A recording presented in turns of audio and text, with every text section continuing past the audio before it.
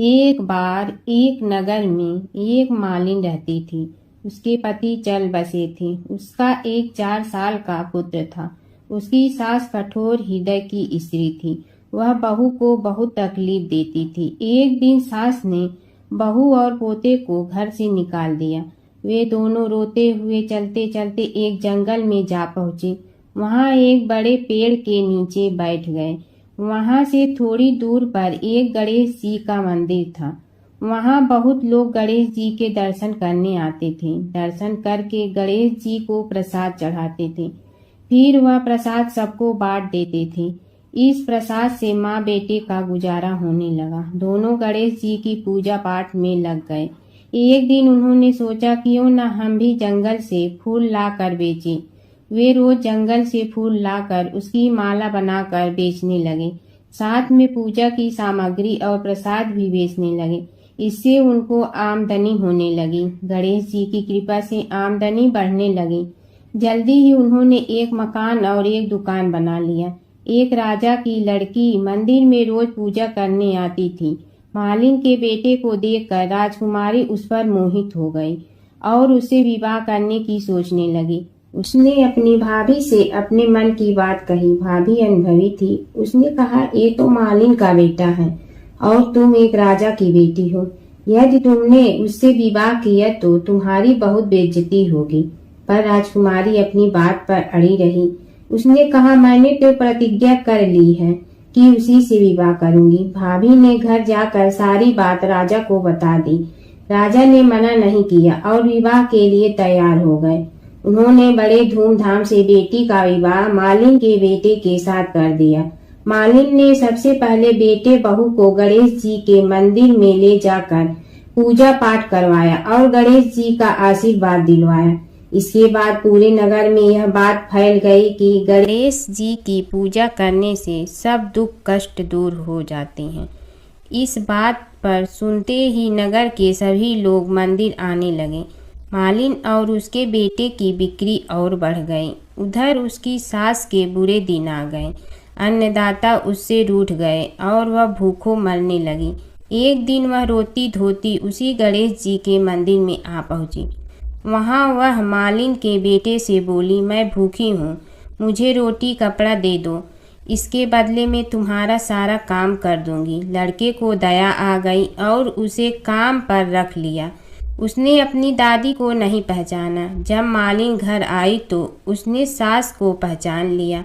वह सास से बोली, सासू जी आप यहाँ कैसे? सास ने पोते की तरफ इशारा करके कहा, मेरी इस सेठ के यहाँ नौकरी लग गई है। बहू बोली, यह आपका पोता है और यह घर भी आपका ही है, यह दुकान भी आपकी ही है। जब आपने हमें घर से निकाला तब गणेश जी ने हमारी रक्षा की। बहू की बात सुनकर सास बोली, मेरी करनी मैं भोगूंगी। बहू बोली, सासू जी अब आप हमारे यहाँ रहो और पोते का सुख देखो। हे गणेश जी महाराज, जैसा सुख आपने मालिन को दिया वैसा ही सुख सबको देना। एक समय की बात है कि विष्णु भगवान का विवाह लक्ष्मी जी के साथ निश्चित हो गया। विवाह की तैयारी होने लगी। सभी देवताओं को निमंत्रण भेजे गए, परंतु गणेश जी को निमंत्रण नहीं दिया। कारण जो भी रहा हो, अब भगवान विष्णु की बारात जाने का समय आ गया। सभी देवता अपनी पत्नियों के साथ विवाह समारोह में आए। उन सब ने देखा कि गणेश जी कहीं दिखाई नहीं दे रहे हैं। तब वे आपस में चर्चा करने लगे कि क्या गणेश जी को कोई न्योता नहीं दिया है या स्वयं गणेश जी ही नहीं आए हैं। सभी को इस बात पर आश्चर्य होने लगा। तभी सब ने विचार किया कि विष्णु भगवान से ही इसका कारण पूछा जाए। विष्णु भगवान से पूछने पर उन्होंने कहा कि हमने गणेश जी के पिता भोलेनाथ महादेव को न्योता भेजा है। यदि गणेश जी अपने पिता के साथ आना चाहते हैं तो आ जाते। अलग से न्योता देने की कोई आवश्यकता भी नहीं थी। दूसरी बात यह है कि उनको 1.25 मन मूंग, 1.25 मन चावल, 1.25 मन घी और 1.25 मन लड्डू का भोजन दिन भर में चाहिए। यदि गणेश जी नहीं आएंगे तो कोई बात नहीं। दूसरे के घर जाकर इतना सारा खाना पीना अच्छा भी नहीं लगता। इतनी वार्ता कर ही रहे थे कि किसी एक ने सुझाव दिया, यदि गणेश जी आ भी जाए तो उनके द्वारपाल बनाकर बैठा देंगे कि आप घर की याद रखना। आप तो चूहे पर बैठकर धीरे धीरे चलोगे तो बारात से बहुत पीछे रह जाओगे। यह सुझाव भी सबको पसंद आ गया तो विष्णु भगवान ने भी अपनी सहमति दे दी। होना क्या था कि इतने में गणेश जी वहां आ पहुंचे और उन्हें समझा बुझा कर घर की रखवाली करने बैठा दिया गया। बारात चल रही थी तब नारद जी ने देखा कि गणेश जी तो दरवाजे पर ही बैठे हुए हैं। तो वे गणेश जी के पास गए और रुकने का कारण पूछा। गणेश जी कहने लगे कि विष्णु भगवान ने मेरा बहुत अपमान किया है। नारद जी ने कहने लगे कि अपनी मूसक देना को आगे भेज दे तो वह रास्ता खोद देगी जिससे उनके वाहन धरती में धंस जाएंगे। तब आपको सम्मान पूर्वक बुलाना पड़ेगा। अब तो गणेश जी ने अपनी मूसक सेना जल्दी से आगे भेज दी और सेना ने जमीन पोली कर दी। जब बारात वहां से निकली तो रथों के पहिए धरती में धंस गए। लाख कोशिश करे परंतु पहिए नहीं निकले। सभी ने अपने अपने उपाय किए परंतु पहिए तो नहीं निकले बल्कि जगह जगह से टूट गए। किसी की समझ में नहीं आ रहा था कि अब क्या किया जाए। तब तो नारद जी ने कहा, आप लोगों ने गणेश जी का अपमान करके अच्छा नहीं किया। यदि उन्हें मना कर लाया जाए तो आपका कार्य सिद्ध हो सकता है और यह संकट टल सकता है। शंकर भगवान ने अपने दूत नंदी को भेजा और वे गणेश जी को लेकर आए। गणेश जी का आदर सम्मान के साथ पूजन किया। तब कहीं रथ के पहिए निकले। अब रथ के पहिए निकल के परंतु टूट फूट गए तो उन्हें सुधारे गए। पास के खेत में खाती काम कर रहा था, उसे बुलाया गया। खाती अपना कार्य करने के पहले श्री गणेशाय नमः कहकर गणेश जी की वंदना मन ही मन करने लगा। देखते ही देखते खाती ने सभी पहियों को ठीक कर दिया। तब खाती कहने लगा कि हे देवताओं, आपने सर्वप्रथम गणेश जी को नहीं मनाया होगा और न ही उनकी पूजन की होगी, इसीलिए तो आपके साथ यह संकट आया है।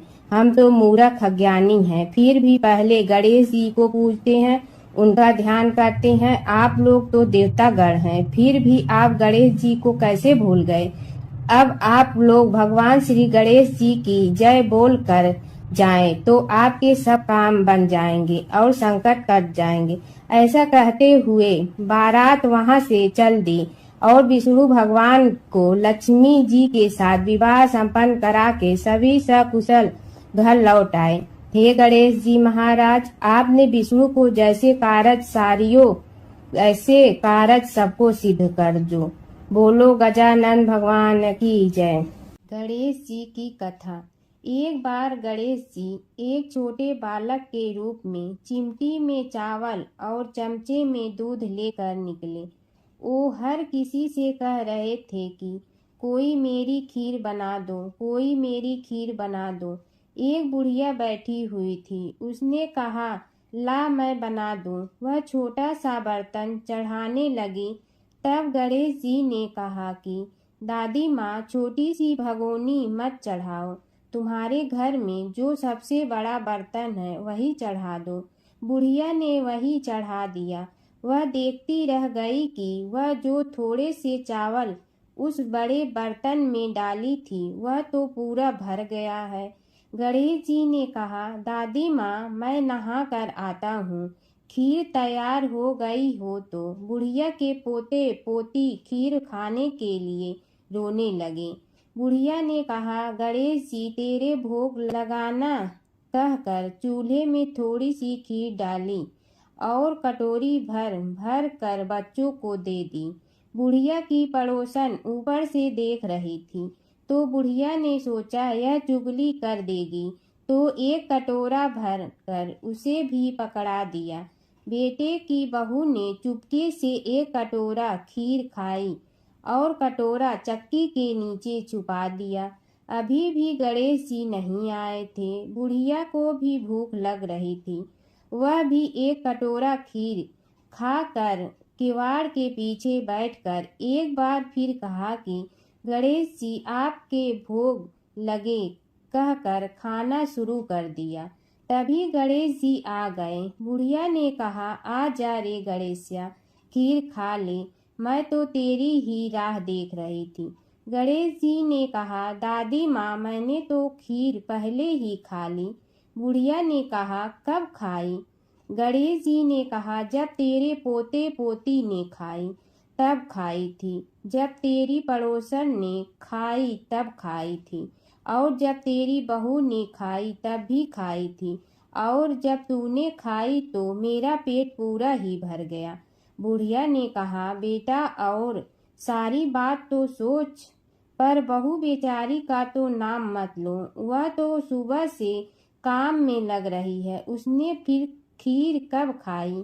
गणेश जी ने कहा, चाकी के नीचे देख, झूठा कटोरा पड़ा है, और तूने तो मेरे भोग तो लगाया, वह तो वैसे ही खा गई। बुढ़िया ने कहा, बेटा घर की बात है, घर में ही रहने दो। अब बताओ बची हुई खीर का क्या करूं? गणेश जी ने कहा, नगरी जी जीमा दो। बुढ़िया ने पूरी नगरी जिलवा दी, फिर भी बर्तन पूरा ही भरा था। राजा को पता लगा तो बुढ़िया को बुलाया और कहा, क्यों रे बुढ़िया, ऐसा बर्तन तेरे घर पर सोवे अच्छा लगे या हमारे घर पर सोवे? बुढ़िया ने कहा, राजा जी आप ले लो। राजा जी ने खीर का बर्तन महल में मंगा लिया। लाते ही खीर में कीड़े मकोड़े बिच्छू हो गए और दुर्गंध आने लगी। यह देखकर राजा जी ने बुढ़िया से कहा, बुढ़िया बर्तन वापस ले जा, तो मुझे मेरे गणेश जी ने दिया। बुढ़िया ने बर्तन वापस लिया, लेते ही सुगंधित की हो गई। घर आकर बुढ़िया ने गणेश जी से कहा, बची हुई खीर का क्या करें? गणेश जी ने कहा, झोपड़ी के कोने में खड्डा खोद कर गाड़ दो, उसी जगह सुबह उठकर वापस खोदेगी तो धन के 2-4 पैसे मिलेंगे। ऐसा कहकर गणेश जी अंतर ध्यान हो गए। जाते समय झोपड़ी के लात मारते हुए गए तो झोपड़ी के स्थान पर महल हो गया। सुबह बहू ने फावड़ा लेकर पूरे घर को खोद दिया तो कुछ भी नहीं मिला। बहू ने कहा, सासू जी, थारो गणेश जी तो झूठे हैं। सास ने कहा, बहू मारो गणेश झूठो तो नहीं है, ला मैं देखूं। वह फावड़ा लेकर खोजने लगी तो टन टन करते 2 धन के चरे घड़े निकले आए। बहू ने कहा, सासू जी, गणेश जी तो साचो ही हैं।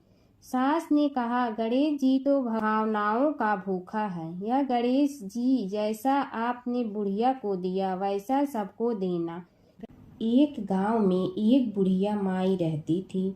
उसके 2 बेटे तथा बहू भी थे। बुढ़िया माई भगवान श्री हरि विष्णु की परम भक्त थी। अपना जीवन दान धर्म पुण्य कार्य कर्मों में लगाती थी, परंतु बुढ़िया माई कभी भी मंदिर और सत्संग में वह तीर्थ स्थानों पर नहीं जाती थी। एक बार गांव में भागवत कथा हो रही थी। बेटे ने कहा, माँ आप सारा दिन घर में रहती हैं, आप मंदिर में भागवत कथा सुनने क्यों नहीं जाती? बुढ़िया माई ने बेटे का मन रखने के लिए कह दिया कि आज जाऊंगी, परंतु नहीं गई। ऐसा करते करते 6 दिन निकल गए। बुढ़िया माई के बेटे ने कहा, माँ आज अंतिम दिन है, आज तो कथा सुनने आपको जाना ही पड़ेगा। सारा दिन घर का काम करके बुढ़िया माई ने जाते जाते इतनी देर कर दी कि अंतिम दिन की भागवत कथा भी समाप्त हो गई। भगवान श्री हरि विष्णु सन्यासी का रूप धारण करके बुढ़िया माई के पास आए और बोले, बुढ़िया माई तुम कहाँ जा रही हो? बुढ़िया माई ने कहा, मैं भागवत कथा सुनने जा रही हूँ। तब सन्यासी रूपधारी भगवान श्री हरि विष्णु ने कहा, अब इतनी देर से क्यों जा रही हो? वहाँ तो अब कथा समाप्त हो गई है, अब वहाँ जाकर क्या करोगी? बुढ़िया माई ने कहा, अब घर से निकली हूँ तो जाकर ही रहूंगी। सब सन्यासी रूपधारी भगवान श्री हरि विष्णु ने कहा कि अब कथा समाप्त हो गई। भक्त लोग भी अपने अपने घर चले गए अब तुम वहाँ से क्या लाओगी? तो बुढ़िया माई बोली, कुछ नहीं तो मैं वहाँ से एक ईंट ही उठा लाऊंगी। तो सन्यासी रूपधारी भगवान श्री हरि विष्णु बोले, तुम वहाँ से मिट्टी की ईंट लाओगी, उसके बदले में मैं तुम्हें एक सोने की ईंट देता हूँ। बुढ़िया माई ने ईंट ले ली और घर की तरफ चल पड़ी और विचार करने लगी कि यदि यह ईंट मैं घर लेकर जाऊंगी तो बेटे बहू झगड़ने लगेंगे। इसीलिए घर के आंगन में बाहर ही बुढ़िया माई ने वह ईंट जमीन में गाड़ दी। परंतु अब बुढ़िया माई का ध्यान उस ईंट पर ही रहने लगा। खाने पीने घर के काम करने में सदैव बुढ़िया माई अपना ध्यान सोने की ईंट पर ही लगाई रखती। बेटे बहू ने पूछा, माँ पूरे दिन घर के आंगन में क्या करती रहती हो? तो बुढ़िया माई ने कहा, मैं आने जाने वाले को देखती रहती हूँ। एक दिन बुढ़िया माई मर गई। यमराज के दूत बुढ़िया माई को लेने आए। बुढ़िया माई को लेकर धर्मराज जी के पास पहुँचे और धर्मराज जी को सारी बात बतलाई। धर्मराज जी ने बुढ़िया माई को कुतिया की योनि दे दी और कुतिया उसी पेड़ के नीचे बैठी रहती। बुढ़िया माई की बहू ने कहा, इस कुतिया को यहाँ से भगाओ, नहीं तो यह बच्चों को काट जाएगी। तो उसके बेटे ने उसकी पीठ पर एक लकड़ी मारी और बुढ़िया माई मर गई और को सर्प की योनि मिली। आंगन में सर्प को देखकर बेटे बहू ने किसी को काट नहीं जाए इसी डर से मार दिया। फिर बुढ़िया माई मर कर धर्मराज जी के पास पहुंची। बुढ़िया माई कीड़ी का रूप धारण करके उस आंगन में कीड़ी नगरा बना लिया। आंगन में कीड़ी नगरा हो गया।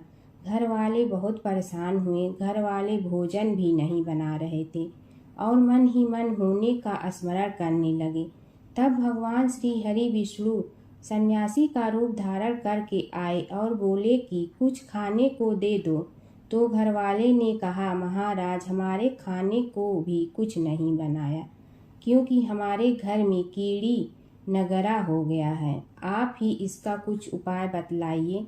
तब महाराज जी ने आंगन में खोदा और सोने की 28 निकाली और दोनों बेटों को दे दी और कहा, तुम्हारी माँ के नाम से दान पुण्य करना, धर्मशाला बनवाना, स्कूल बनवाना, प्याऊ लगवाना, गौशाला में गाय के चारे खाने की व्यवस्था करना। परंतु दोनों बेटे आपस में झगड़ने लगे कि तू दान कर, तू दान कर। किसी ने बुढ़िया माई के नाम से कोई दान नहीं किया और कीड़ी नगरा वहाँ उसी स्वरूप में स्थापित रहा। कुछ दिन बाद सन्यासी वापस आया और बुढ़िया माई के बेटों ने भगवान स्वरूपधारी सन्यासी महाराज से कहा कि हमारी घर की हालत वैसी की वैसी है, कीड़ी नगरा तो वैसे का वैसा ही है। तब साधु रूपधारी सन्यासी महाराज ने कहा, वह सोने के ईंट के टुकड़े लाओ और उन्हें बेचकर उनसे जो भी धन मिले उसे तुम्हारी माँ के नाम से दान पुण्य करो। इस कीड़ी नगरा पर शक्कर और आटा डालो। तुम ऐसा करोगे तो तुम्हारी माँ को मोक्ष प्राप्ति होगी। और उनके घर से कीड़ी नगरा चला गया। जो व्यक्ति प्रतिदिन सुबह प्रातः आटा और शक्कर कीड़ी नगरे पर डालता है, वह सदैव धनवान, पुत्रवान, संपन्न, सुख शांति से जीवन यापन करता है। उसके घर में कभी कोई कष्ट नहीं आता है। उसका जीवन सदा सर्वदा आनंद से व्यतीत होता है। उसके परिवार जन उसे अत्यधिक स्नेह प्रदान करते हैं। कीड़ी नगरा प्रतिदिन सीखने से जुड़ी नगरी की कहानी सुनने से, दान पुण्य व धर्म कार्यों में रुचि लगाने से जीवन उत्तम हो जाता है। एक समय की बात है, एक भाई बहन रहते थे। बहन का नियम था कि वह अपने भाई का चेहरा देखते ही खाना खाती थी।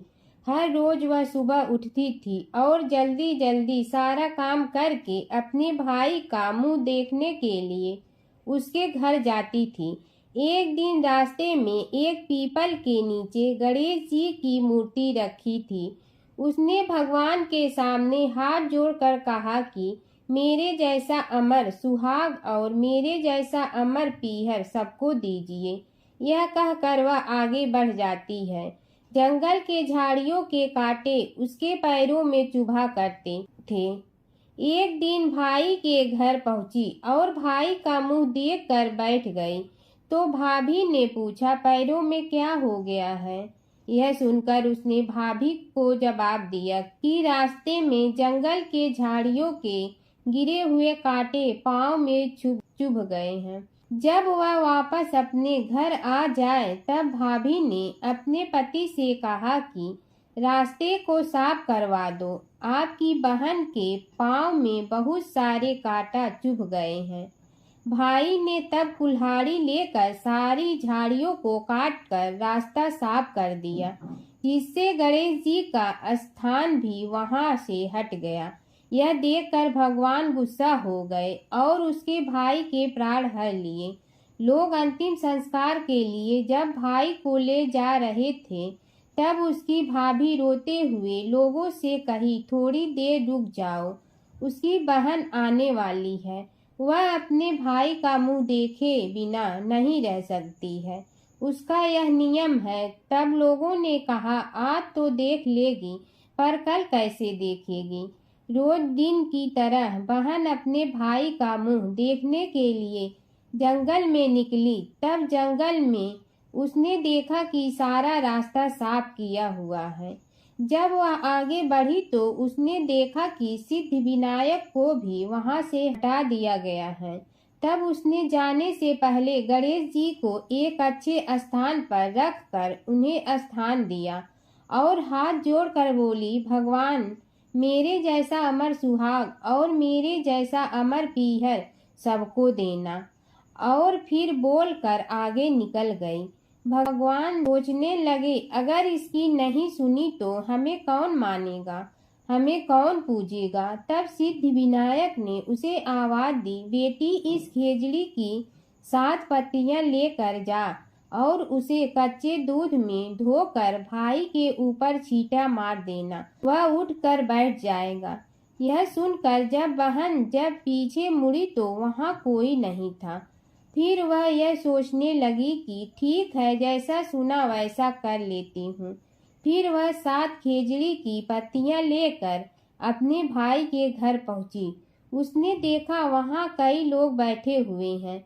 भाभी बैठी रो रही है और भाई की लाश रखी है। तब उसने पत्तियों को बताए हुए नियम के तहत भाई के ऊपर इस्तेमाल किया। तब भाई उठकर बैठ गया। भाई बोला बहन से, मुझे बहुत ही गहरी नींद आ गई थी। तब बहन बोली, यह नींद किसी दुश्मन को भी न आए। और उसने सारी बात अपने भाई को बता दी। एक बुढ़िया थी, वह बहुत ही गरीब और दृष्टिहीन थी। उसके एक बेटा और बहू थी। वह बुढ़िया सदैव गणेश जी की पूजा किया करती थी। एक दिन गणेश जी प्रकट होकर उस बुढ़िया से बोले, बुढ़िया माँ, तू जो चाहे सो मांग ले। बुढ़िया बोली, मुझे तो मांगना नहीं आता, कैसे और क्या मांगूं? तब गणेश जी बोले, अपने बहू बेटे से पूछ कर मांग ले। तब बुढ़िया ने अपने बेटे से कहा, गणेश जी कहते हैं तू कुछ मांग ले, बता मैं क्या मांगूं? पुत्र ने कहा, माँ तू धन मांग ले। बहू से पूछा तो बहू ने कहा, नाती मांग ले। तब बुढ़िया ने सोचा कि ये तो अपने अपने मतलब की बात कर रहे हैं। अतः उस बुढ़िया ने पड़ोसन से पूछा तो उन्होंने कहा, बुढ़िया तू तो थोड़े दिन जियोगी, क्यों तू धन मांगो और क्यों नाती मांगे? तू तो अपनी आंखों की रोशनी मांग ले, जिससे तेरी जिंदगी आराम से कट जाए। इस पर बुढ़िया बोली, यदि आप प्रसन्न है तो मुझे 9 करोड़ की माया दे, निरोगी काया दे, अमर सुहाग दे, आंखों की रोशनी दे, नाती दे, पोता दे और सब परिवार को सुख दे और अंत में मोक्ष दे। यह सुनकर तब गणेश जी बोले, बुढ़िया माँ, तुमने तो हमें ठग लिया। फिर भी जो तूने मांगा है वचन के अनुसार सब तुझे मिलेगा। और यह कहकर गणेश जी अंतर ध्यान हो गए। उधर बुढ़िया माँ ने जो कुछ मांगा वह सब कुछ मिल गया। हे गणेश जी महाराज, जैसे तुमने उस बुढ़िया माँ को सब कुछ दिया वैसे ही सबको देना। बुढ़िया माई को मुक्ति दी तुलसी माता की कथा। एक बुढ़िया माई तुलसी जी को सींचती और कहती कि हे तुलसी माता, सत की दाता, मैं तेरा बिडला सींचती हूँ, मुझे बहू दे, पीताम्बर की धोती दे, मीठा मीठा घास दे, बैकुंठा में वास दे, चटक की चाल दे, पटक की मोत दे, चंदन का काठ दे, रानी सा राज दे, दाल भात का भोजन दे, 11 की मौत दे, कृष्ण जी का कंधा दे। तब तुलसी माता यह सुनकर सूखने लगी। तो भगवान ने पूछा कि हे तुलसी, तुम क्यों सूख रही हो? तुलसी माता ने कहा कि एक बुढ़िया रोज आती है और यही बात कह जाती है, मैं सब बात तो पूरा कर दूंगी, लेकिन कृष्ण का कंधा कहाँ से लाऊंगी? तो भगवान बोले, जब वो मरेगी तो मैं अपने आप कंधा दे आऊँगा, तू बुढ़िया माई से कह देना। जब बुढ़िया माई मर गई, सब लोग आ गए। जब माई को ले जाने लगे तो वह किसी से न उठी। तब भगवान एक 12 बरस के बालक का रूप धारण करके आए। बालक ने कहा, मैं कान में एक बात कहूँगा तो बुढ़िया माई उठ जाएगी। बालक ने कान में कहा, बुढ़िया माई मन की निकाल ले, पीताम्बर की धोती ले, मीठा मीठा घास ले, बैकुंठा का वास ले, चटक की चाल ले, पटक की मोत ले, कृष्ण जी का कंधा ले। यह सुनकर बुढ़िया माई हल्की हो गई। भगवान ने कंधा दिया और बुढ़िया माई को मुक्ति मिल गई। हे तुलसी माता, जैसे बुढ़िया माई को मुक्ति दी वैसे सबको देना। जमुना की कहानी। प्राचीन समय में एक गांव था जिसमें 2 बहनें रहा करती थी। एक बहन का नाम गंगा था तो दूसरी बहन का नाम जमुना था। एक बार दोनों बहनें एक साहूकार के खेत से गुजर रही थी तो जमुना ने 13 दाने जौ के तोड़ लिए, जिसे देख गंगा बोली कि तुझे तो ग्रहण लग गया, तूने चोरी की है। इस पर जमुना बोली कि अब मेरा ग्रहण कैसे धुलेगा। गंगा ने कहा कि तुझे 12 साल तक साहूकार के यहाँ नौकरी करनी पड़ेगी, तभी तेरा पाप धुलेगा और ग्रहण से मुक्ति मिलेगी। जमुना साहूकार के यहाँ नौकरी के लिए जाती है और अपने लिए काम मांगती है। साहूकार उसे काम पर रख लेता है, लेकिन काम करने से पहले जमुना उसे कहती है कि मैं सारे काम करूंगी लेकिन 4 काम नहीं करूंगी। जूठे बर्तन नहीं मांजूंगी, झाड़ू नहीं लगाऊंगी, बिस्तर नहीं बिछाऊंगी और दिया नहीं जलाऊंगी। 12 साल के बाद कुंभ का मेला लगा तो साहूकारनी भी कुंभ नहाने जाने लगी। जमुना ने उसे जाते देख कहा कि कुंभ के मेले में मेरी बहन गंगा मिलेगी तो उसे यह सोने का टक्का दे देना, इससे वह अपने हाथों में सुंदर चूड़ियां पहन लेगी। साहूकारनी ने कुंभ के मेले में गंगा को वह सोने का टका दे दिया। गंगा ने उनसे वह टका लेते हुए कहा कि मेरी बहन को कहना कि उसके 12 वर्ष पूरे हो गए हैं, अब वह वहां वापिस आ जा। साहूकार व साहूकारनी वापिस घर आए तब जमुना मटके में पानी भर रही थी। दोनों जमुना से बोले कि हमने सोने का वह टका तेरी बहन गंगा को दे दिया था और उसने कहा है कि तेरे 12 वर्ष पूरे हो गए हैं, इसलिए अब तुम वापिस जाओ। यह समाचार सुनते ही जमुना सहस्त्र धारा में बदल गई और बहने लगी। जमुना जी का यह रूप देखकर साहूकार और साहूकारनी परेशान हो गई थी। हमारे घर में जमुना माता ने काम किया, हमें तो अब ग्रहण लग गया है, हम यह ग्रहण कैसे उतारेंगे। जमुना भागकर गंगा माता के पास चली गई। गंगा ने जमुना से पूछा कि तुम साहूकारनी से कुछ कहकर आई हो या ऐसे ही बिना बताए आ गई। तब जमुना बोली कि मैं तो कुछ भी बताकर नहीं आई हूँ। गंगा ने कहा कि जा उन्हें धीरज दे आ, नहीं तो उन्हें जीवन भर असंतोष ही रहेगा। गंगा के कहने पर जमुना माता ने साहूकारनी को सपने में दर्शन दिए और कहा कि तुम दोनों उल्टे माथे क्यों पड़े हो? जाओ उठकर खाओ पियो। तब दोनों बोले कि हम कैसे उठें, हमें तो ग्रहण लगा है, क्योंकि हमने उल्टे सीधे और पता नहीं कितने नीच कार्य आपसे कराए हैं।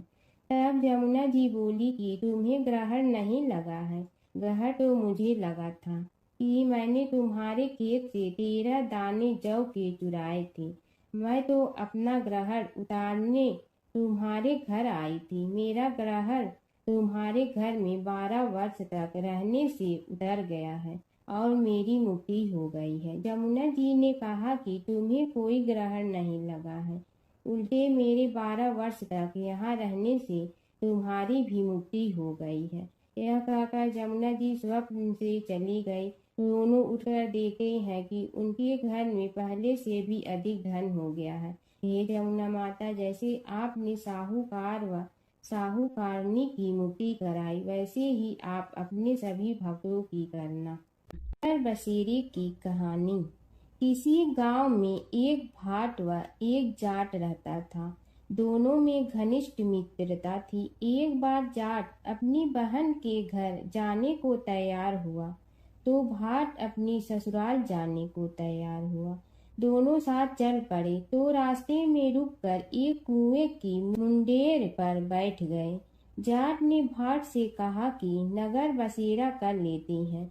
इस पर भाट बोला कि तू ही नगर बसेरा कर ले, मैं तो अपनी ससुराल जा रहा हूँ, वहाँ खूब खातिर होगी मेरी, तू कर ले नगर बसेरा। जाट वहीं कुएं के पास बैठ पानी की घंटी और चावल का दाना लेकर नगर बसेरा करने लगा। नगर बसेरा करने के साथ जाट कहने लगा कि नगर बसेरा जो करे सो मल धोवे पाँव, ताता माड़ा तापसी देगी मेरी माँ, माँ देगी मावशी तेगी द्वारका का वास, मीठा मीठा घास वृंदावन का वास, 5 कुल्ठी छठी रास मेरी जीवड़ो श्री कृष्ण के पास, डालू पानी हो जाए घी झट से निकल जाए मेरा जी। यह सब कर कर के वह जाट बहन के पास चल पड़ा। जाट की बहन ने भाई के आने पर उसकी खातिर की खी बूरा के साथ भाई को जिमाया। दोनों ने बैठकर ढेर सारी बातें की। इधर भाट अपने ससुराल पहुंचा तो वहां आग लगी हुई थी। आग बुझाने वह भी लग गया, जिसमें हाथ मुंह भी काले हो गए और खुद भी थोड़ा सुलझ गया। ना रोटी ना पानी के लिए ही किसी ने पूछा। एक पड़ोसन आई तो उसने भाट की सास को कहा कि जमाई आया है, जरा उस आओ भगत कर लो। बुढ़िया बोली कि सब कुछ तो जल गया है, अब कहाँ से आओ भगत करूं। तब पड़ोसन ने ही भाट को एक रोटी के साथ छाछ दी। उसने वही खाकर गुजारा किया। शाम को दोनों फिर घर की ओर चल पड़े और रास्ते में मिल गए और एक दूसरे का हाल पूछा। भाट बोला कि मेरी ससुराल में तो आग लगी हुई थी, आग बुझाते मैं खुद काला हो गया हूँ, ना रोटी मिली ना पानी। जाट बोला कि मेरी तो बहुत खातिर हुई। फिर बोला कि मैंने कहा था ना कि नगर बसेरा कर ले, आ अब कर ले, लेकिन भाट ने फिर मना कर दिया। कहने लगा कि चाहे रोटी दे या न दे, तेरी तो माँ है, दही चूरमा का पेड़ा धरा पाएगा। भाट ने फिर नगर बसेरा नहीं किया।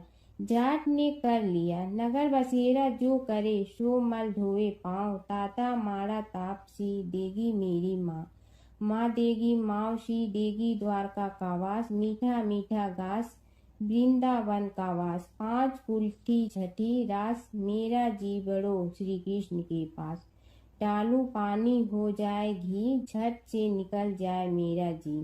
करके वह चल पड़ा। घर पहुँचते ही जाट की मावशी ने बहुत लाड प्यार किया। उधर भाट घर गया तो उसकी भैंस खो गई थी।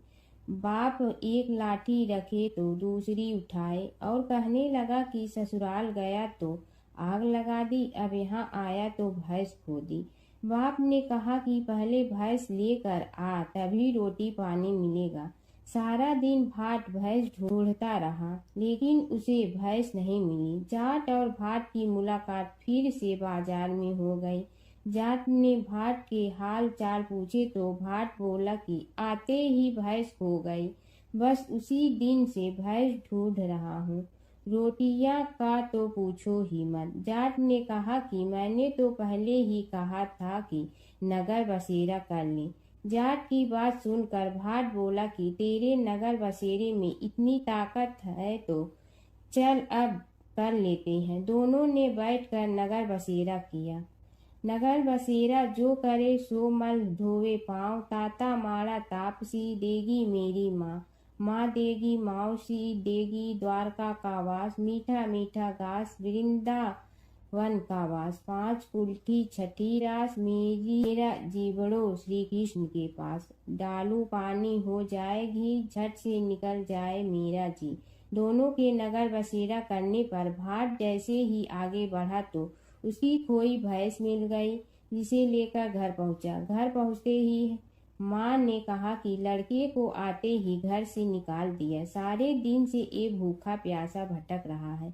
यह कहकर उसकी माँ ने उसको खूब खिलाया पिलाया। इस घटना के बाद सारे नगर में ढिंढोरा पिटवा गया कि कब कोई अपने पीहर या सास से आते जाते नगर बसेरा करें। जैसे भाट को नगर बसेरा करने का फल मिला, वैसे ही हर किसी को मिलती है। माता सीता की कथा। यह कहानी सीता माता कहती थी और श्री राम इसे सुना करते थे। एक दिन श्री राम भगवान को किसी काम के लिए बाहर जाना पड़ा तो सीता माता कहने लगी कि भगवान, मेरा तो 12 वर्ष का नित्य नियम है। अब आप बाहर जाएंगे तो मैं अपनी कहानी किसे सुनाऊंगी। श्री राम ने कहा कि तुम कुएं की पाल पर जाकर बैठ जाना और वहां जो औरतें पानी भरने आएंगी उन्हें अपनी कहानी सुना देना। सीता माता कुएं की पाल पर जाकर बैठ जाती हैं। एक स्त्री आई, उसने रेशम की जड़ी की साड़ी पहन रखी थी और सोने का घड़ा ले रखा था। सीता माता उसे देख कहती हैं कि बहन, मेरा 12 वर्ष का नित्य सुन लो। पर वह स्त्री बोली कि मैं तुम्हारा नित्य सुनूंगी तो मुझे घर जाने में देरी हो जाएगी और मेरी सास मुझसे लड़ेंगी।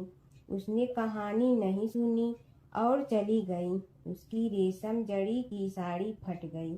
सोने का घड़ा मिट्टी के घड़े में बदल गया।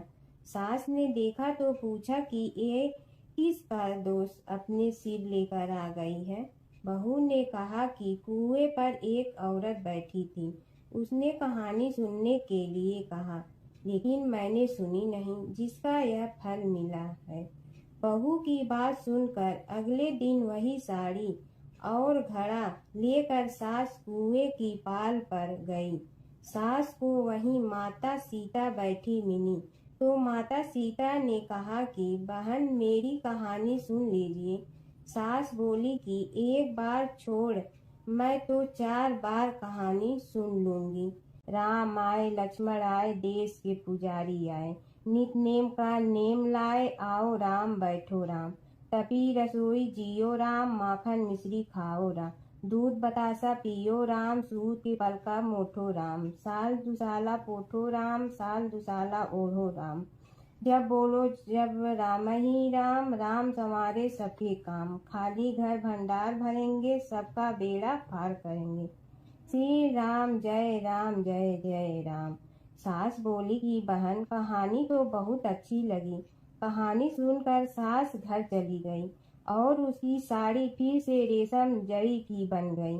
मिट्टी का घड़ा फिर सोने के घड़े में बदल गया। बहू कहने लगी, सासू माँ, आपने ये सब कैसे किया।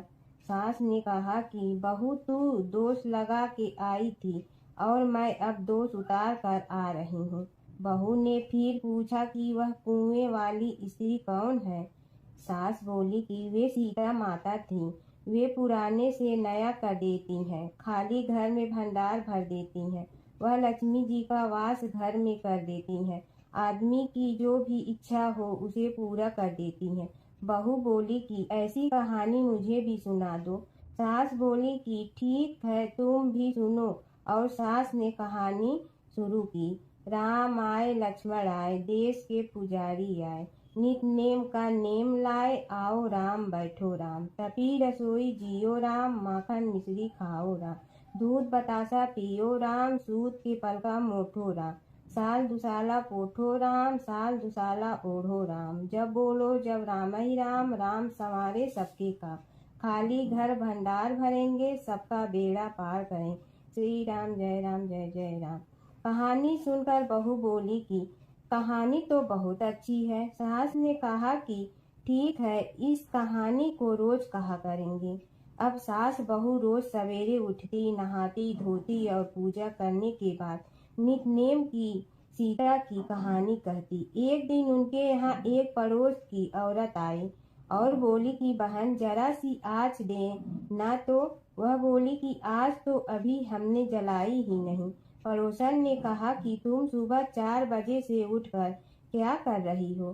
फिर उन्होंने कहा कि सुबह उठकर हम पूजा करते हैं, फिर सीता माता की नित्य नेम की कहानी कहते हैं।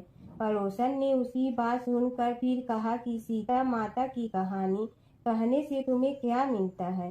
वे बोली कि इनकी कहानी कहने से घर में भंडार भर जाते हैं, सारे काम सिद्ध होते हैं, मन की इच्छा भी पूरी हो जाती है। पड़ोसन कहती है कि बहन ऐसी कहानी तो मुझे भी सुना दो। फिर वह बोली कि ठीक है, तुम भी यह कहानी सुन लो। राम आए लक्ष्मण आए, देश के पुजारी आए, नित नेम का नेम लाए, आओ राम बैठो राम। सारी कहानी सुनने के बाद पड़ोसन कहने लगी, बहन कहानी तो मुझे बहुत अच्छी लगी। अब वह पड़ोसन भी नित नेम सीता माता की कहानी कहने लगी। कहानी कहने से सीता माता ने पड़ोसन के भी भंडार भर दिए। अब तो पूरे मोहल्ले में नित नेम की कथा चल पड़ी। हर किसी की मनोकामना पूरी होने लगी। हे सीता माता, जैसे आपने उनके भंडार भरे वैसे ही आप हमारे भी भंडार भरना, सबकी भरना, कहानी सुनने वाले के भी और कहानी कहने वाले के भी। प्राचीन काल की बात है। नैमिषारण्य क्षेत्र में ऋषि महर्षि और साधु संतों का समाज जुड़ा था। उसमें श्री सूत जी भी विद्यमान थे। शौनक जी ने उनकी सेवा में उपस्थित होकर निवेदन किया कि हे अज्ञान रूप घोर तिमिर को नष्ट करने में करोड़ों सूर्यों के समान प्रकाशमान श्री सूत जी हमारे कानों के लिए अमृत के समान जीवन प्रदान करने वाले कथा तत्व का वर्णन कीजिए। हे सूत जी, हमारे हृदयों में ज्ञान के प्रकाश की वृद्धि तथा भक्ति, वैराग्य और विवेक की उत्पत्ति जिस कथा से हो सकती हो, वह हमारे प्रति कहने की कृपा कीजिए।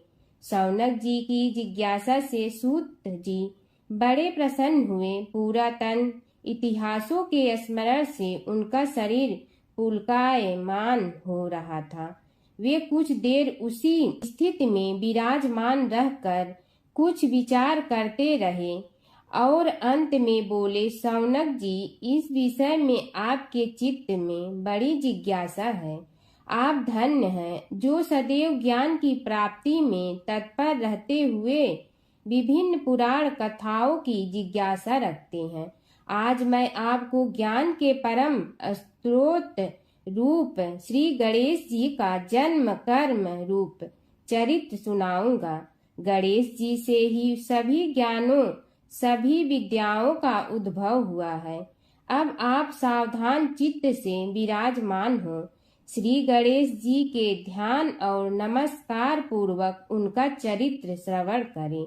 नमस्तस्मै गणेशाय ब्रह्मा विद्या प्रदायिनी यनागस्त्यसमः साक्षात विघ्न सागर सोसड़े।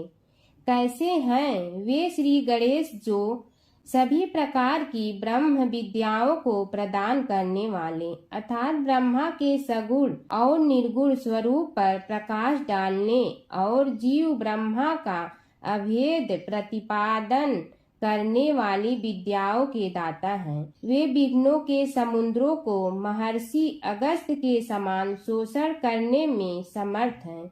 इसलिए उनका नाम विघ्न सागर शोषक के नाम से प्रसिद्ध है। मैं उन भगवान श्री गणेश जी को नमस्कार करता हूँ। प्रथम पूजा के अधिकारी श्री गणेश जी। यह कहकर सूत जी कुछ समय के लिए मौन हो गए और फिर बोले, शौनक जी, भगवान गणेश जी ही सर्वप्रथम पूजा प्राप्ति के अधिकारी हैं। किसी भी देवता की पूजा करो, पहले उनकी पूजा करो। शौनक जी ने निवेदन किया, हे भगवान, हे सूत, सर्वप्रथम यह बताने की कृपा कीजिए कि गणेश जी को प्रथम पूजा का अधिकार किस प्रकार प्राप्त हुआ। इस विषय में मेरी बुद्धि मोह को प्राप्त हो रही है कि सृष्टि रचयिता ब्रह्मा जी, पालन करता भगवान नारायण और संहार करता शिव जी में से किसी को प्रथम पूजा का अधिकारी क्यों नहीं माना गया। यह त्रिदेव ही तो सबसे बड़ा देवता माने जाते हैं। सूत जी ने कहा, शौनक जी, यह भी एक रहस्य ही है। देखो, अधिकार मांगने से नहीं मिलता, इसके लिए योग्यता होनी चाहिए। संसार में अनेकों देवी देवताएं पूजे जाते हैं। पहले जो जिसका इष्ट देव होता है वह उसी की पूजा किया करता है। इससे बड़े देवताओं के महत्व में कमी आने की आशंका उत्पन्न हो गई। इस कारण देवताओं में परस्पर विवाद होने लगा। वे उसका निर्णय प्राप्त करने के लिए शिव जी के पास पहुँचे और प्रणाम करके पूछने लगे, प्रभु, हम सब में प्रथम पूजा का अधिकारी कौन है। शिव जी सोचने लगे कि किसे प्रथम पूजा का अधिकारी माने। तभी उन्हें एक युक्ति सूझी। बोले, देवगण, इसका निपटारा बातों से नहीं तथ्यों से होगा। इसके लिए एक प्रतियोगिता रखनी होगी, शिव की परिक्रमा करने की प्रतियोगिता।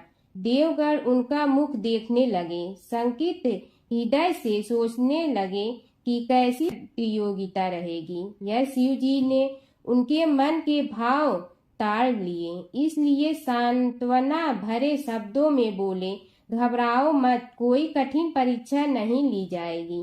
बस इतना ही कि सभी अपने अपने वाहनों पर चढ़कर संसार की परिक्रमा करो और फिर यहाँ लौट आओ।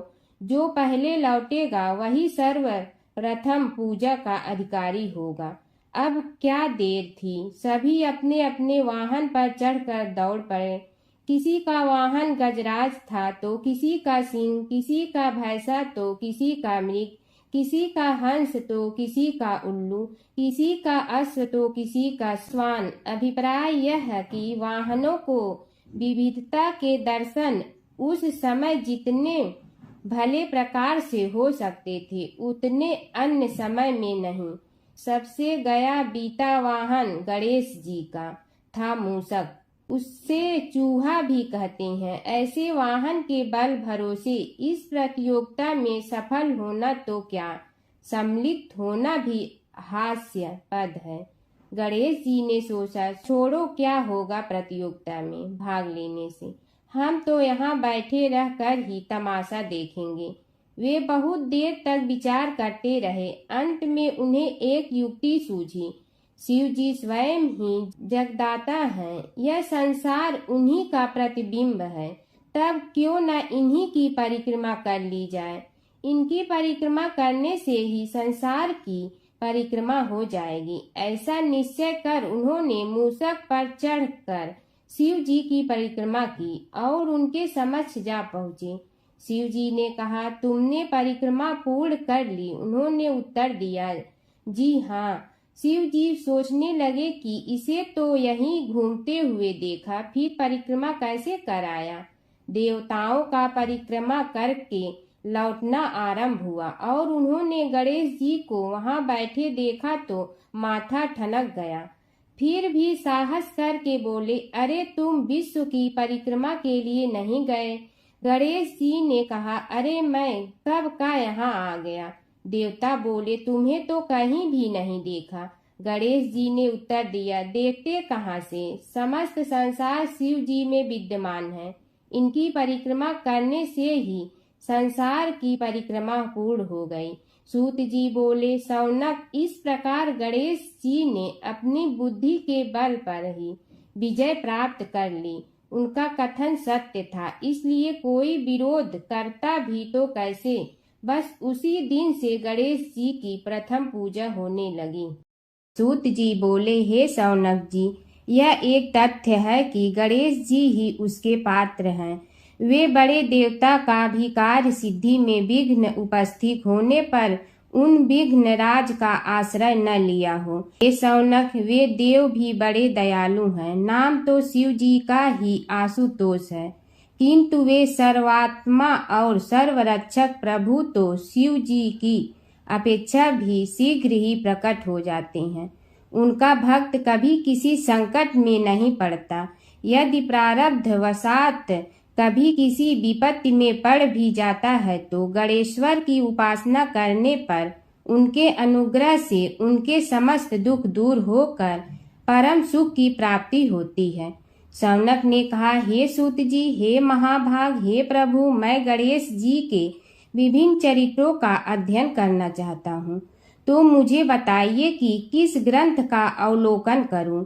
हे दयामय, आपको तो उनके समस्त चरित्र विदित है कि यदि आप ही उन्हें सुनाने की कृपा करें तो मेरा अत्यधिक उपकार होगा। सूत जी बोले, हे शौनक भगवान, गणेश्वर के इतने चरित्र हैं कि उन सब का कथन इस जीवा से संभव नहीं, क्योंकि प्रभु अनंत, प्रभु चरित्र अनंता वाली बात समस्त विद्वान ऋषि मुनि कहते हैं। फिर भी गणेश जी प्रथम पूजा के अधिकारी होने के कारण समस्त देव चरित्रों में जुड़े हुए हैं, इसलिए उनका प्रभाव भी सर्वाधिक व्यापक है। हे मुने, हे शौनक, वे भगवान सर्वसमर्थ हैं। वे सभी का तिरस्कार करने में समर्थ हैं, किंतु उनका तिरस्कार कोई भी नहीं कर सकता। यह त्रिलोक्य उन्हीं भगवान के संकेत पर नित्य करता है। इसकी समस्त क्रियाएं उन्हीं की इच्छा पर आश्रित हैं। हे शौनक भगवान गणेश्वर स्वयं कहते हैं, शिवे विष्णु च शक्तौ च सूर्ये मयि निराधिप यो भेद बुद्धि योग स सम्य योगो मतो मम। हे नरेश्वर, हे वरेण्य, शिव, विष्णु, शक्ति, सूर्य और मुझ गणेश में जो अभेद बुद्धि योग है, मेरे मत में वही सम्यक योग है। इससे यह भी सिद्ध है कि समस्त देवता उन्हीं के स्वरूप हैं। वे ही भगवान विभिन्न कार्य रूपों के अनुसार अपना भिन्न भिन्न नाम रखते हैं। हे मुनि श्रेष्ठ, उन सब देवताओं के चरित्र भी उन्हीं गणराज के चरित्र हैं। यद्यपि सब चरित्र एक ही ग्रंथ में मिलने में संभव नहीं है, फिर भी गणेश्वर के अनेकों प्रमुख चरित्रों का वर्णन गणेश पुराण में हुआ है। राजा सोमकांत का वृत्तांत कथन। शौनक जी ने पूछा, हे प्रभु, गणेश पुराण का आरंभ किस प्रकार हुआ, यह मुझे बताने की कृपा करे। इस पर सूत जी ने कहने लगे, हे शौनक, यद्यपि गणेश पुराण है तो बहुत प्राचीन, क्योंकि भगवान गणेश्वर तो आदि हैं। न जाने कब से गणेश जी अपने उपासकों पर कृपा करते चले आ रहे हैं। उनके अनंत चरित्र हैं, जिनका संग्रह एक महापुराण का रूप ले सकता है। उसे एक बार भगवान नारायण ने नारद जी को और भगवान ने शंकर और जगन जननी पार्वती जी को सुनाया था।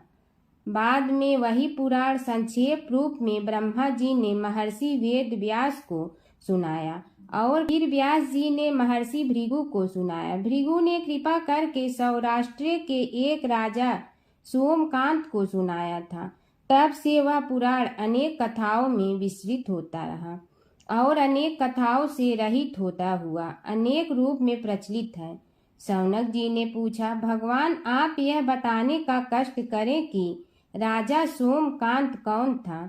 उसने महर्षि से गणेश पुराण का श्रवण कहाँ किया था, उस पुराण के श्रवण से उसे क्या क्या उपलब्धियां हुई। हे नाथ, मुझे श्री गणेश्वर की कथा के प्रति उत्कंठा बढ़ती ही जा रही है। सूत जी बोले, हे शौनक, सौराष्ट्र के देवनगर नाम की एक प्रसिद्ध राजधानी थी। वहां का राजा सोमकांत था। वह अपनी प्रजा का पुत्र के समान पालन करता था। वह वेद ज्ञान संपन्न, शस्त्र विद्या में पारंगत एवं प्रबल प्रतापी राजा, समस्त राजाओं में मान्य तथा अत्यंत वैभवशाली था। उसका ऐश्वर्य कुबेर के भी ऐश्वर्य को लज्जित करता था। उसने अपने पराक्रम से अनेकों देश जीत लिए थे। उसकी पत्नी अत्यंत रूपवती, गुणवती, धर्माज्ञा एवं पतिव्रत धर्म का पालन करने वाली थी। वह सदैव अपने प्राणनाथ की सेवा में लगी रहती थी। उसका नाम सुधर्मा था। जैसे वह प्रतिव्रता थी, वैसे ही राजा भी एक पत्नी व्रता का पालन करने लगा।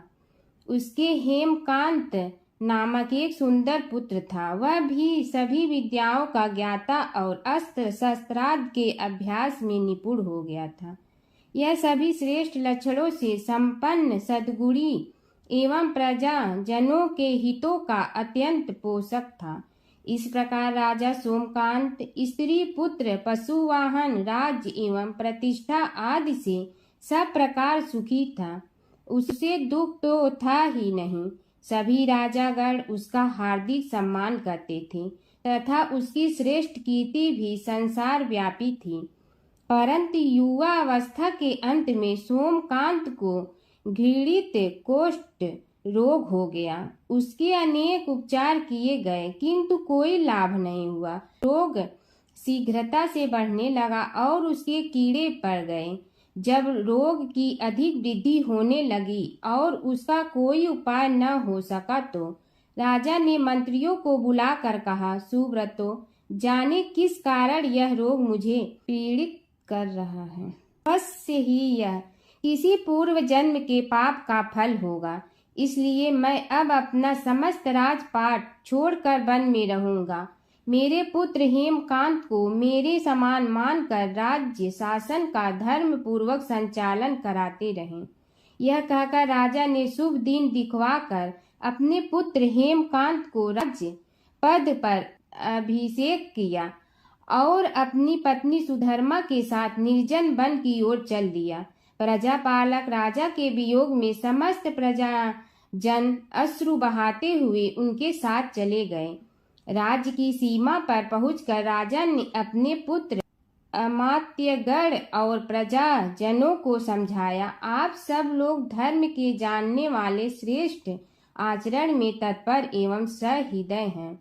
यह संसार तो वैसे भी परिवर्तनशील है। जो आज है वह कल नहीं था और आने वाले कल में भी नहीं रहेगा।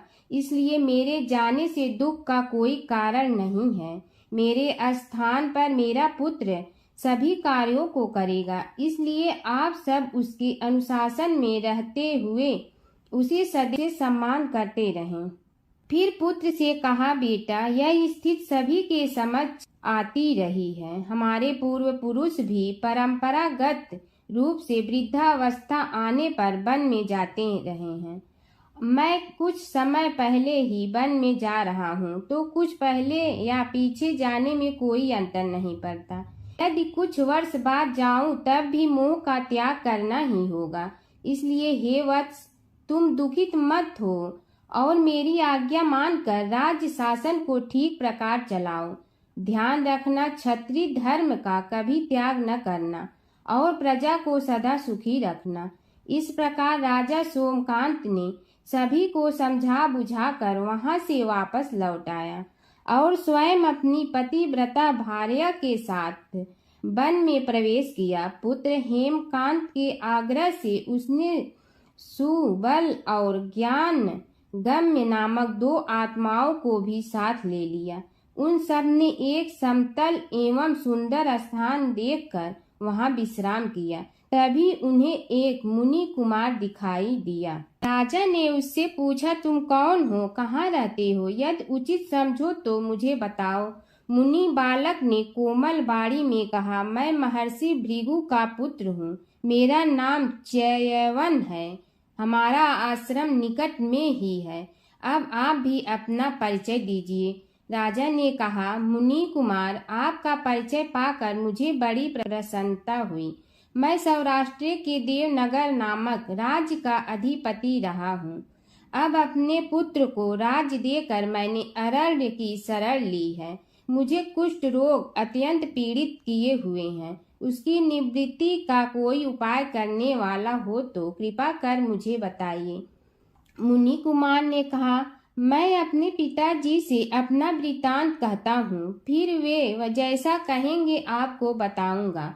यह कहकर मुनि बालक चला गया और कुछ देर में ही आकर बोला, राजन, मैंने आपका वृतांत अपने पिताजी को बताया। उनकी आज्ञा हुई है कि आप सब मेरे साथ आश्रम में चलकर उनसे भेंट करें, तभी आपके रोग के विषय में भी विचार किया जाएगा। राजा सोमकांत के पूर्व जन्म का वृत्तांत भृगु द्वारा वर्णन। राजा अपनी पत्नी और अमात्यों के सहित च्यवन के साथ साथ भृगु आश्रम में जा पहुंचा और उन्हें प्रणाम कर बोला, हे भगवान, हे महर्षि, मैं आपकी शरण हूँ। आप मुझ कुष्ठी पर कृपा कीजिए। महर्षि बोले, राजन, यह तुम्हारे किसी पूर्व जन्म कृत पाप का ही उदय हो गया है। इसका उपाय मैं विचार करके बताऊंगा। आज तो तुम सब स्नान आज से निवृत्त होकर रात्रि विश्राम करो।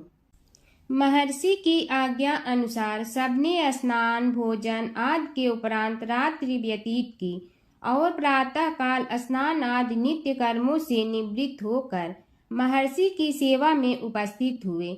महर्षि ने कहा, राजन, मैंने तुम्हारे पूर्व जन्म का वृतांत जान लिया हूँ और यह भी विदित कर लिया है कि किस पाप के फल से तुम्हें इस रोग की प्राप्ति हुई है।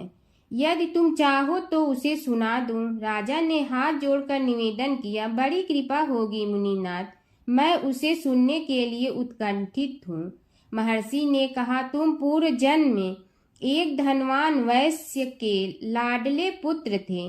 वह वैश्य विंध्याचल के निकट कौलहार नामक ग्राम में निवास करता था। उसकी पत्नी का नाम सुलोचना था। तुम उसी वैश्य दंपत के पुत्र हुए। तुम्हारा नाम कामद था। तुम्हारा लालन पालन बड़े लाड चाव से हुआ।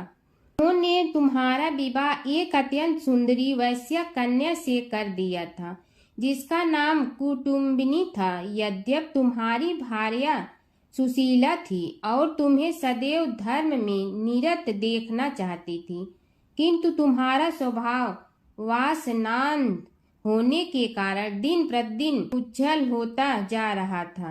किंतु माता पिता भी धार्मिक थे, इसलिए उनके सामने तुम्हारी उज्ज्वलता दबी रही। परंतु माता पिता की मृत्यु के बाद तुम निरंकुश हो गए और अपनी पत्नी की बात भी नहीं मानते थे। तुम्हें अनाचार में प्रवृत्त देखकर उसे दुख होता था, तो भी उसका कुछ बस न चलता था। तुम्हारी उन्मत्तता चरम सीमा पर थी। अपनों से भी द्वेष और क्रूरता का व्यवहार किया करते थे। हत्या आदि कराते थे। तुम्हारे लिए सामान्य बात हो गई। पीड़ित व्यक्तियों ने तुम्हारे विरुद्ध राजा से पुकार की। अभियोग चला और तुम्हें राज्य की सीमा से भी बाहर चले जाने का आदेश हुआ। तब तुम घर छोड़कर किसी निर्जन वन में रहने लगे। उस समय तुम्हारा कार्य लोगों को लूटना और हत्या करना ही रह गया। एक दिन माध्याह्न काल था। गुणवर्धक नामक एक विद्वान ब्राह्मण उधर से निकला। बेचारा अपनी पत्नी को लिवाने के लिए ससुराल जा रहा था। तुमने उस ब्राह्मण युवक को पकड़कर लूट लिया। प्रतिरोध करने पर उसे मारने लगे तो वह चित्कार करने लगा, मुझे मत मार, मत मार, देख मेरा दूसरा विवाह हुआ है। मैं पत्नी को लेने के लिए जा रहा हूँ। किंतु तुम तो क्रोधवश में ऐसे लीन हो रहे थे कि तुमने उसकी बात सुनकर भी नहीं सुनी। जब उसे मारने लगे तो उसने श्राप दे दिया, अरे हत्यारे, मेरी हत्या के पाप से तो सहस्त्र कल्प तक घोर नरक भोगोगे। तुमने उसकी कोई चिंता न की और सिर काट लिया। राजन, तुमने ऐसी ऐसी एक नहीं बल्कि अनेक निरीह हत्याएं की थी, जिनकी गणना करना भी पाप है। इस प्रकार इस जन्म में तुमने घोर पाप कर्म किए थे, किंतु बुढ़ापा आने पर जब अशक्त हो गए तब तुम्हारे साथ जो क्रूर कर्मा थे वे भी किनारा कर गए। उन्होंने सोच लिया कि अब तो इसे खिलाना भी पड़ेगा, इसलिए मरने दो यहीं। अमोघ प्रभाव गणेश उपासना का कथन। राजन, अब तुम निरालंब थे, चल फिर तो सकते ही नहीं थे। भूख से पीड़ित रहने के कारण रोगों ने भी घेर लिया। उधर से जो कोई निकलता तुम्हें घृणा की दृष्टि से देखता हुआ चला जाता। तब तुम आहार की खोज में बड़ी कठिनाई से चलते हुए एक जीर्ण शीर्ण देवालय में पहुंचा।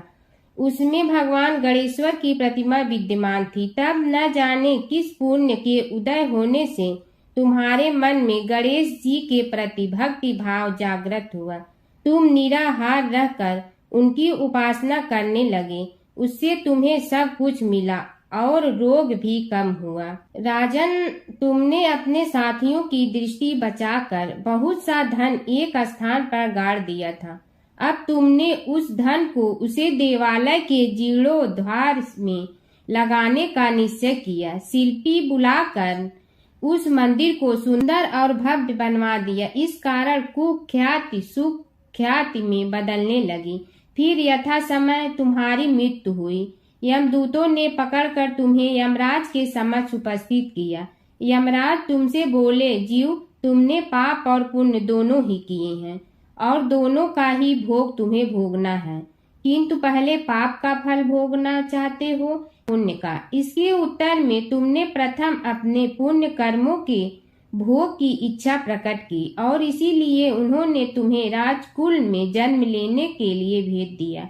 पूर्व जन्म में तुमने भगवान गणाध्यक्ष का सुंदर एवं भव्य मंदिर बनवाया था, इसलिए तुम्हें सुंदर देह की प्राप्ति हुई। यह कहकर महर्षि भृगु कुछ रुके। उन्होंने देखा कि राजा को इस वृतांत पर शंका हो रही है।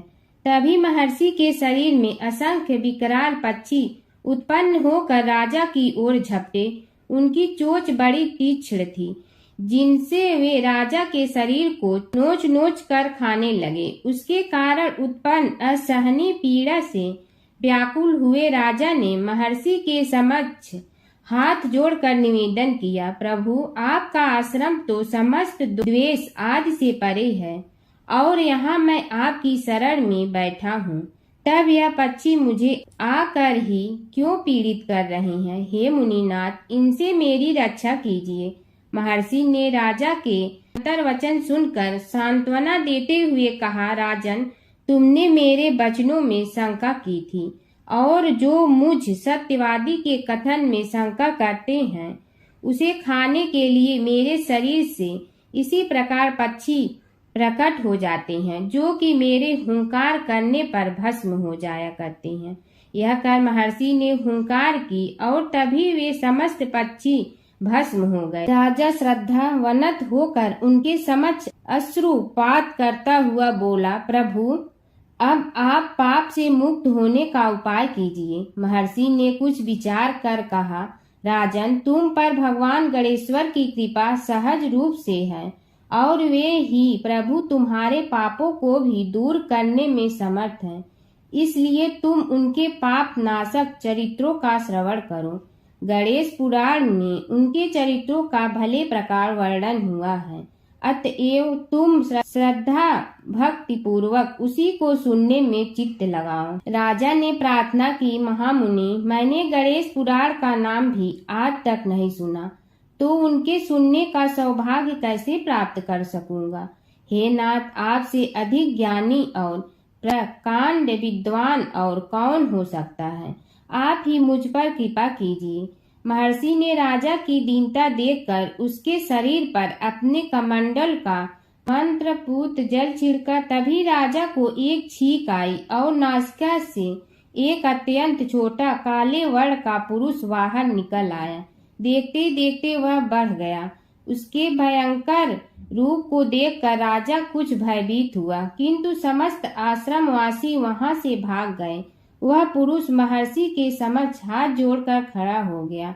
ने उसकी ओर देखा और कुछ उच्च स्वर में बोले, तू कौन है, क्या चाहता है? वह बोला, मैं साक्षात पाप हूँ। समस्त पापियों के शरीर में मेरा निवास है। आपके मंत्रपूत जल के स्पर्श से मुझे विवश होकर राजा के शरीर से बाहर निकलना पड़ा है। अब मुझे बड़ी भूख लगी है, बताइए क्या खाऊं और कहाँ रहूं? महर्षि बोले, तू उस आम के अवकाश स्थान में निवास कर और उसी वृक्ष के पत्ते खाकर जीवन निर्वाह कर। यह सुनते ही वह पुरुष आम के वृक्ष के पास पहुंचा, किंतु उसके स्पर्श मात्र से वह वृक्ष जलकर भस्म हो गया। फिर जब पाप पुरुष को रहने के लिए कोई स्थान दिखाई न दिया तो वह भी अंतर्हित हो गया।